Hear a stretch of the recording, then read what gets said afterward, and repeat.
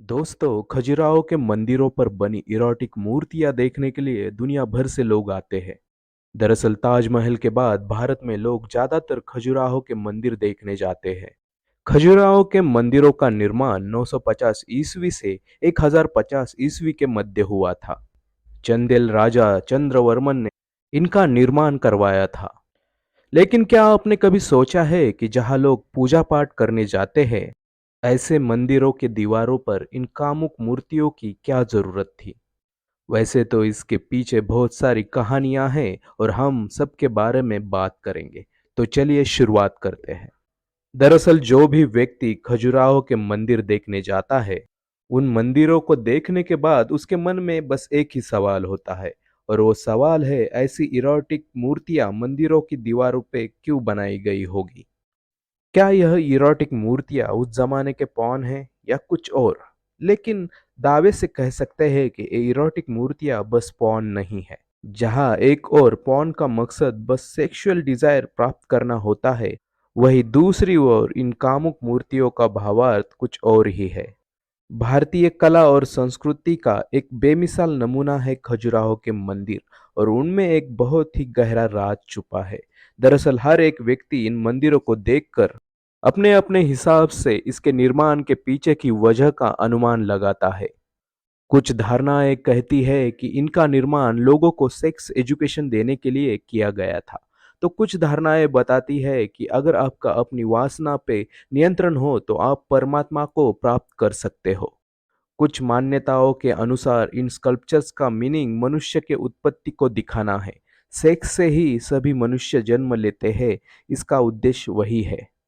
लेकिन कोई भी इन मंदिरों के निर्माण के पीछे असली वजह क्या थी यह नहीं बता सकता। इन स्कल्पचर्स के बनने के पीछे उस समय की राजनीतिक, सामाजिक और आर्थिक कारण रहे होंगे।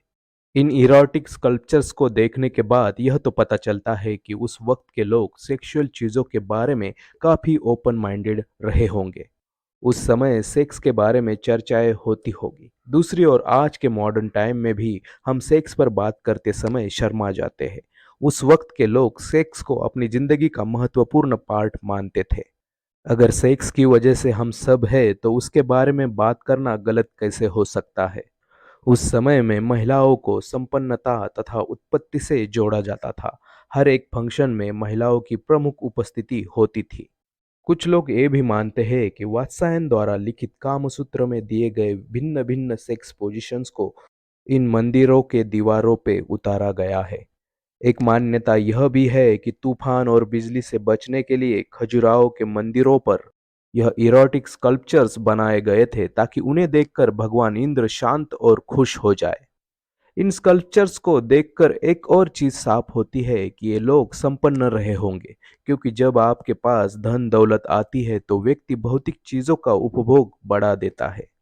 एक अन्य मान्यता यह भी है कि बौद्ध और जैन धर्म के प्रभाव को कम करने के लिए और हिंदू धर्म की ओर फिर से लोगों को आकर्षित करने के लिए शायद एक कामुक स्कल्पचर्स बनाए गए होंगे। क्योंकि उस समय बौद्ध और जैन धर्म तेजी से बढ़ रहे थे। बड़े बड़े व्यापारी और निचली जातियों के लोग बौद्ध और जैन धर्म को अपना रहे थे।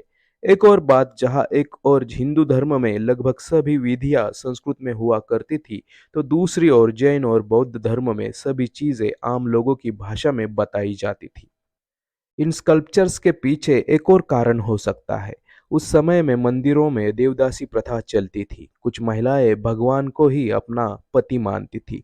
उन्होंने अपना पूरा जीवन भगवान को त्याग दिया था। लेकिन आगे चलकर पुरोहितों और राजाओं द्वारा इन देवदासी महिलाओं का शोषण शुरू हुआ। यही देवदासी महिलाएं इन मंदिरों की दीवारों पे है, ऐसा माना जाता है। एक मान्यता यह भी है कि जब इंसान सेक्स में कार्यरत होता है तब उसे समाधि या सर्वस्व प्राप्त हुआ हो, ऐसा अनुभव होता है।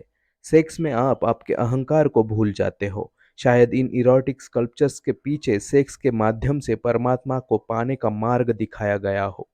कारण जो भी हो, लेकिन खजुराहो के ये कामुक स्कल्पचर्स हर किसी का ध्यान अपनी ओर आकर्षित करते हैं। दोस्तों, आपको कौन सी कहानी सच्ची लगती है, नीचे कमेंट बॉक्स में ज़रूर बताएं।